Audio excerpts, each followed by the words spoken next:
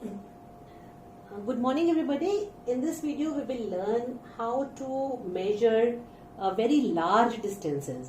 So, अभी जैसे छोटे डिस्टेंसेस को मेजर करने के लिए तो हम स्केल का इस्तेमाल करते हैं, और आपको मैं कुछ नेक्स्ट वीडियोस भी पोस्ट करूंगी जिसमें हम देखेंगे कि बहुत उससे भी छोटी डिस्टेंसेस को अगर मेजर करना हो तो लैब में हमारे पास क्या इंस्ट्रूमेंट्स हैं, जैसे वर्नियर कैलिपर्स और स्क्रू गॉज के बारे में हम पढ़ेंगे। लेकिन अगर हमें बहुत बड़े बड़े डिस्टेंसेस यानी दूर दूर की चीजों को अगर मेजर करना हो तो कैसे करते हैं? तो इनमें एक मेथड जो इस्तेमाल होता है तो उसको हम बोलते हैं पैरेलेक्स मेथड। Parallax method. अब पैरेलेक्स मेथड क्या है उसको समझने के लिए पहले पैरेलेक्स को समझ लेते हैं। तो जैसे हमने सपोज अपनी आंख के आगे ये ऐसे करके थंब रख लिया और दीवार पे बिल्कुल जो सामने आपके थोड़ी दूर जो दीवार हो वहां पर आप एक निशान लगा दो, कोई एक निशान वहां पर आप लगा दो। तो जब आप इस अपनी एक आंख को ऐसे बंद करके और थंब को देखोगे with respect to that point जो आपने दीवार पे मार्क किया है, प्लेन दीवार पे पता नहीं चलेगा क्योंकि वो व्हाइट होती है बिल्कुल, तो आपको एक पॉइंट मार्क करना पड़ेगा। तो आपको थंब की एक पोजीशन नजर आएगी और फिर आप अपनी इस आंख को खोल दो और दूसरी वाली आंख को बंद करो, दूसरी आंख को, और फिर अंगूठा वही रहेगा लेकिन आपको ऐसे लगेगा कि जैसे वो जो पीछे वाला पॉइंट था वो आपका शिफ्ट हो गया है। एक बार आपको इधर और एक बार आपको दूसरी तरफ नजर आएगा। तो कहने का मतलब ये हुआ कि आप यहाँ से देख रहे थे और आपके सामने यहाँ पर आपका थंब था। सपोज यहाँ पर ये एक पोजीशन है, यहाँ पे आपका थंब था और इधर आपकी वॉल थी, ये वॉल, और इस वॉल पर आपने एक पॉइंट मार्क किया हुआ था, ठीक है। और आपकी ये आंख जो है, इन दोनों आंखों में लेटर से इतना गैप है, ठीक है। तो जब आप एक आंख से इस थंब को देख रहे थे तो ये आपको ऐसे करके यहाँ पर ये पॉइंट, आपको ये वाला पॉइंट ऐसे आपको लगेगा कि जैसे यहाँ है, कहीं शिफ्ट हो जाएगा ये पॉइंट अपनी जगह से। और जब आप इस आंख से देखेंगे तो आप थंब को देख रहे हैं तो ये पॉइंट यहाँ कहीं शिफ्ट हो जाएगा, ठीक है। तो आपको ऐसे लगेगा कि हाल ना तो आपने इसको चेंज किया है ना कुछ, सिर्फ आपने पहले आप एक बार एक आंख से देख रहे थे फिर आप दूसरी आंख से देख रहे थे, बट इस ऑब्जेक्ट की जो पोजीशन थी वो शिफ्ट हो जाएगी, थंब की पोजीशन चेंज हो जाएगी with respect to this dot. तो आपको लगेगा कि थंब की पोजीशन चेंज हो गई है, हालांकि आपने कुछ भी चेंज नहीं किया सिवाय अपनी आंख के। तो हम बोलते हैं this is an apparent shift. Apparent माने जो अपीयर हो रहा है। So this is an apparent shift in the position of the thumb with respect to a specific background, where the background was a wall on which there was a dot. So apparent shift in the position of the object, where the object is thumb, with respect to a particular point on the wall, on the background, is known as parallax. इसका shift होना with respect to a particular point is known as parallax. But वो हुआ क्यों है? Because you observed the object from two different points. Where this was one eye, this was the other eye. तो इस particular method को हम बोलते हैं पैरेलेक्स मेथड, जिसमें दो अलग पॉइंट से एक ही ऑब्जेक्ट को देखा जाता है और उसकी पोजीशन में जो शिफ्ट होता है उसको नोट किया जाता है, ठीक है। और शिफ्ट को नोट कैसे कर रहे हो आप? इस वाले एंगल से, कि कितना एंगुलर शिफ्ट हो रहा है उसकी पोजीशन में, ठीक है। तो इस एंगल को नोट करते हैं और इस एंगल को हम बोलते हैं पैरेलेक्स एंगल, पैरेलेक्स एंगल या एंगल ऑफ पैरेलेक्स भी बोलते हैं, ठीक है।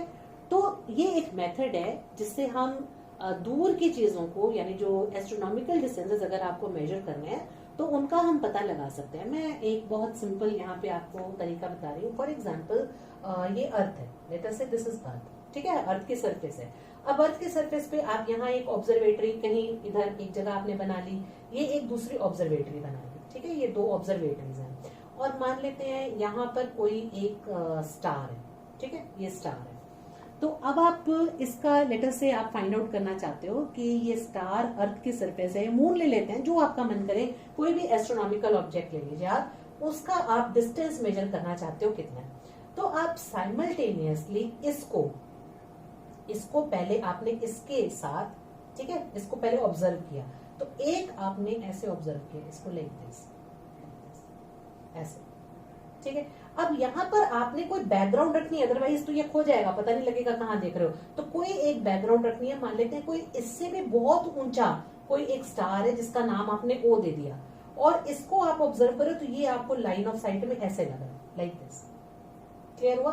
तो तो ये आपके पास एक एंगल आ गया कि बैकग्राउंड ये थी और इस स्टार को आपने देखा टेलीस्कोप की मदद से, ये आपको यहाँ पे नजर आया। साइमल्टेनियसली दूसरे ऑब्जर्वेटरी से भी जब कोई देखेगा तो क्योंकि ये स्टार बहुत दूर है, तो जो बहुत दूर चीज होती है, मेरे ख्याल से मैं इसको इरेज कर देती हूँ,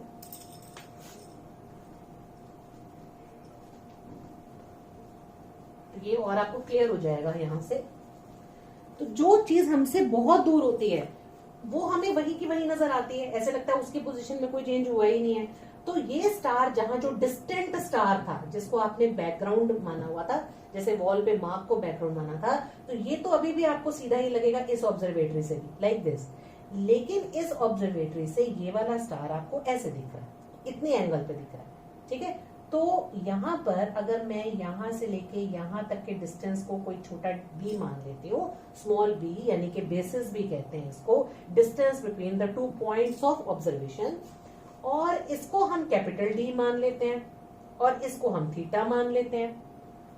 तो ये थीटा हमारा क्या हो गया, theta is the parallax angle.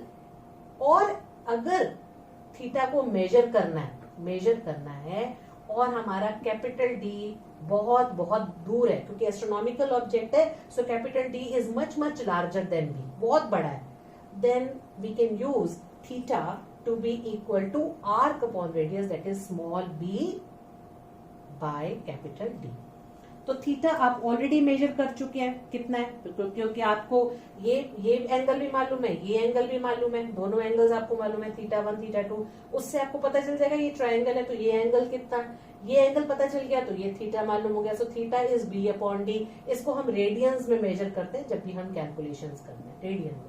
तो आपको कैपिटल D का पता लगाना था, ये हमसे कितनी दूर है, so then D will be equal to b by theta. तो ये दोनों ऑब्जर्वेटरी के बीच में आपको डिस्टेंस ऑलरेडी मालूम है कितना है, ठीक है, और थीटा एंगल आपने ऑलरेडी मेजर कर लिया यहाँ से, तो कैपिटल D हमारे पास निकल के आ जाता है कि कितना है। इसके ऊपर कुछ न्यूमेरिकल्स हम क्लास में भी करेंगे कि कैपिटल D को मेजर, कोई एक सिचुएशन दी होगी और उसमें हम कैपिटल D को मेजर करके देखेंगे। तो ये तरीका होता है पैरेलैक्स मेथड से इसको फाइंड आउट करने का। अब इसी मेथड से सपोज ये जैसे यहाँ पे तो मैंने स्टार या मून कुछ भी लिया हुआ था, इसका हम डायामीटर भी पता कर सकते हैं पैरेलैक्स मेथड से।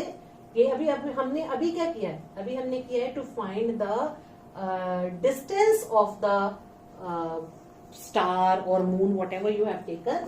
अभी हम कर रहे हैं to find the diameter of moon, diameter of moon, ठीक है। ये सपोज हम करना चाह रहे हैं, तो कैसे करेंगे, ये मून मान लेते हैं इसको, और ये ऑलरेडी हमारी अर्थ है। अब अर्थ से आप किसी एक पॉइंट, इसके एक सरफेस पे अपनी टेलीस्कोप आपके पास मान लेते हैं यहाँ है, अब यहाँ पे फिक्स करके टेलीस्कोप से इसको, ये वाला एंगल यहाँ पर ऐसे कितना एंगल ये बन रहा है इसको मेजर कर लीजिए। फिर अपने टेलीस्कोप को ऐसे हिलाइए, देखिए इसका सेकंड वाला ये पोर्शन यहाँ कहाँ आ रहा है, तो ये आपको हिल के मान लीजिए इस एंगल पे सेट होता है इसका सेकंड सरफेस, ये हो गया। अब आपने इसको कितना हिलाया वो आपको मालूम है, ये हो गया एंगल थीटा, ठीक है। अब यहां से यहां तक की दूरी, फॉर एग्जांपल इससे प्रीवियस क्वेश्चन में हमने मान लेते हैं मून ही लिया हुआ हो, तो मून लिया हुआ था तो हम डी तो मेजर कर ही चुके हैं, इसमें हमें बी फाइंड आउट करना है, उसमें ऑब्जर्वेटरीज थी अर्थ पे, यहाँ पे मून का डायमीटर है, फिर से फॉर्मूला वही, theta is equal to B by D. लेकिन अब ये बी क्या हो गया, it is now the diameter of the moon. तो आपको थीटा, क्योंकि आपने खुद ही चेंज किया है, वो आपको मालूम है कितना है, कैपिटल डी आपने पिछ निकाला ही है, तो वो आपका यहाँ पे सब्स्टिट्यूट हो जाएगा, तो थीटा और ये आपको नोन है, और बी हम इसके अंदर कैलकुलेट कर सकते हैं। So this is how we do it. फिर से एक बात बता रही हूँ कि जब ये थीटा के बारे में बात होती है तो ये हमेशा रेडियंस में पुट किया जाता है, रेडियंस में। तो रेडियंस में पुट करना है तो आपको पता होना चाहिए कि कितने डिग्री कितने रेडियंस के बराबर होता है। तो मैं यहाँ पर उसके कैलकुलेशन भी बता देती हूँ। तो 360 डिग्रीज जो हैं वो हमेशा 2 पाई रेडियंस के बराबर होते हैं, ठीक है। आगे क्वेश्चंस में ये काफी यूज होगा, मिनट्स और सेकंड्स भी आएंगे, वो सब कुछ मैं यहीं पे बता रही हूँ अभी आपको।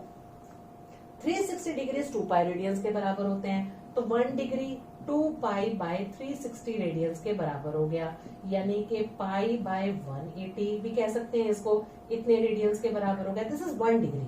तो अगर 1 डिग्री का एंगल आ रहा है तो उसको आप पाई बाय 180 करके यहाँ पे सब्स्टिट्यूट करेंगे, पहली बात। अच्छा, अब एंगल जो है, क्योंकि एस्ट्रोनॉमिकल चीजें हैं, बहुत दूर हैं, क्योंकि एंगल छोटे भी हो सकते हैं, 1 डिग्री से छोटे भी हो सकते हैं। अब 1 डिग्री में 60 मिनट होते हैं, 60 मिनट, ठीक है, 1 डिग्री में 60 मिनट होते हैं।